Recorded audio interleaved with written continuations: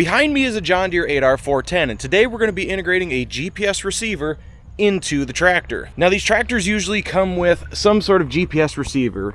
Either it's a universal that can go on the front that you can move from unit to unit, or what we're seeing more of a trend with, nice voice crack, is integrating a receiver into the roof. That way the machine always has it. In this case, we've got a used Starfire 6000 integrated. It's not the newest of the new, but it still does a fantastic job of pulling in satellite reception and giving a customer a couple different options of satellite accuracy, if you will. So we're going to toss that guy on here and show you how really simple it is to install an integrated receiver on these newer style 8R tractors. Now, the reason we focus on a newer one is because they have the cutout already prefabbed into this unit. It's designed to have an integrated globe put into it if a guy desires. This is our integrated receiver. You've got the brain that's going to go into the cab. You've got the plastic shroud that covers everything. And then you have the satellite antenna itself, which is here. So this is what's actually going to mount on top of the roof and come through the roof so we can hook in. We got a couple cables that are going to tie everything together as well. Then there is the Starfire receiver plug that's going to plug in here, and an Ethernet cable so that we can see that it's on the tractor from John Deere Operations Center, and if we have to push any updates over the air, that makes all that possible as well. So you can either start on the top of the roof and start tearing stuff apart. My preference is to start out in the cab, partially because it's the beginning of the day, it's a little bit cooler out. So I want to start in here before it gets unbearably hot in the cab. But we're going to crack up all those windows just to give us some more airflow. So this bezel behind the radio just pops right off. It's just kind of held in there with some plastic nubs, like those guys there. We're going to pull that guy off. And then where we need to go is we need to get up here behind this panel.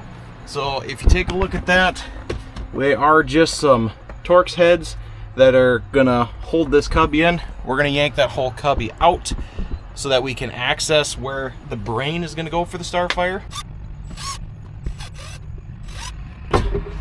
There, that cubby yanks out. We'll set that down yonder. And then this is where all the magic is gonna happen, up in here. See, you can see right here we've kind of got an open space, almost like it's designed for that receiver to plug in there, which it will.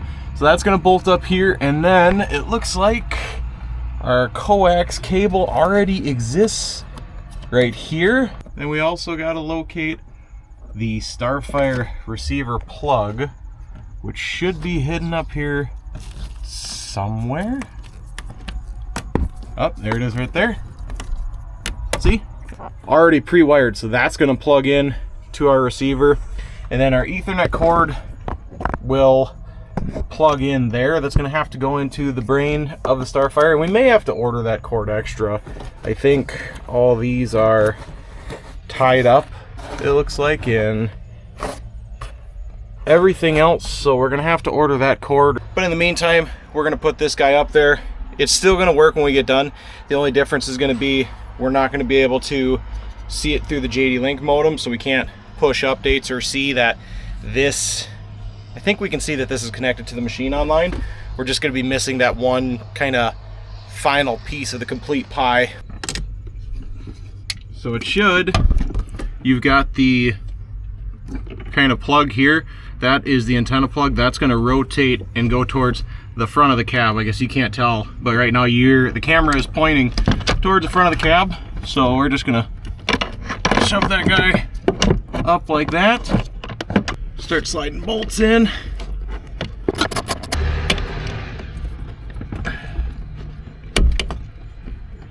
And then the last and probably most important part, there, that's plugged in. And that completes the install in cab, other than this wire harness that needs to go to here. So now for giggles, just to make sure that I don't have anything wrong with this receiver, because it is used, I'm gonna go ahead and fire it up, or at least just key it on, and make sure we get lights and action, which,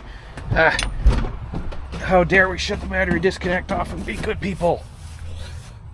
Proud of you. All right, keys on, display is lighting up. If I look up there, Come on. I know, let's go crazy, but not right now. All right.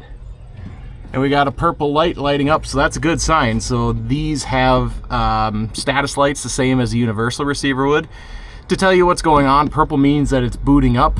It's probably gonna start, yep, flashing blue, which means it's trying to acquire satellites. It's not gonna find anything right now because the antenna's not plugged in, but already it's showing signs that things are working. And since we let the display power up, if we come up here, it shows that an integrated receiver does show up and everything appears to be working other than it can't find a satellite, which we'll fix next. So we're gonna continue with this install. Before I even jump up on the roof, I'm gonna go into my integrated receiver. I need to go to the setup tab, and I do need to punch a number in from the antenna to essentially tie the correct antenna with this unit. So there's 12 digits there that it needs, and we're actually gonna grab that off of, we're gonna grab that off of our Starfire antenna, which is right here.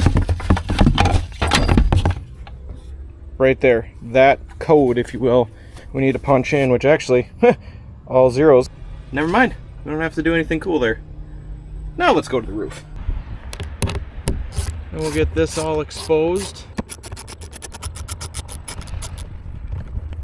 Pull that guy off, and there's our other antenna cable that we're gonna need. We'll cut that zip tie and get rid of this plastic cap. And then our antenna itself is gonna be 3 pieces. You've got your base, that's gonna go down first. The antenna will go in second, and that's got the thread in coax cable, if you will. And then you've got the dome that's gonna go on the top to seal it all up. So step number 1 is this guy, and it does have kind of a different angle that it's gotta sit on. Should we pull the coax cap off, throw our antenna on, snug it up by hand, and then it does fall into that specific groove right there. So now that we got that done, we've got a pile of screws here to use. We're going to be using these longer Allen head screws to secure everything down. It's going to go through like that. So I'm going to torque this down, snug it pretty well, so I can make sure that that gasket does seat the way that it's supposed to. You can kind of feel it when it quits. So we got that all snugged up. Now we're going to throw the dome on. The dome, if you look at it, doesn't really have any direction it has to go, so we're just going to smack that on where it fits and snug it down with these little guys. There.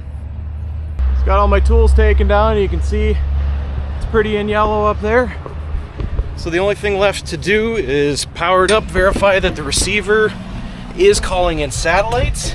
Now that everything is hooked up correctly, I'll start putting this guy back while it's trying to find its satellites. We will make sure measurements pulled in to the display. I believe they automatically pull in on this guy. I'm going to set that up later, and I can confirm that by going into my main tractor page here and clicking on the GPS offset. So you can see it's got a note there that says that when you put an integrated receiver on, essentially to just leave it alone unless you have issues. This tractor is smart enough to tell if we have an integrated receiver up there. So since it is there, we're plugged in, even though it says 0, let it be. It knows that offset there, and all these are pulled in from the factory positions as well. We do have SF1 pulling in. Boom! Everything looks great there. It is on the most up-to-date software, so we don't have to do any software updates to the machine. So the only other thing we're going to do, since we have it here, is we are going to go into our applications once I get everything cleaned up, and we are going to do that advanced TCM calibration just to make sure everything pops off without a hitch. So I'm going to put this back real quick, and then we'll be right back at you. All right, let's go calibrate. I think when we get done moving it, we're going to park it in a different spot so they can cut the grass too, because we definitely got some high grass, and we got some stuff dead where these big tires were. So if you don't know what a TCM calibration is, TCM stands for Terrain Compensation Module. And think of that as there's a gyro inside of that antenna, or it's not in the antenna, it's in that main brain that we just put up here. So we have to tell the brain where home base is, because some machines it may be here, some machines it may be here, some machines it may be like that.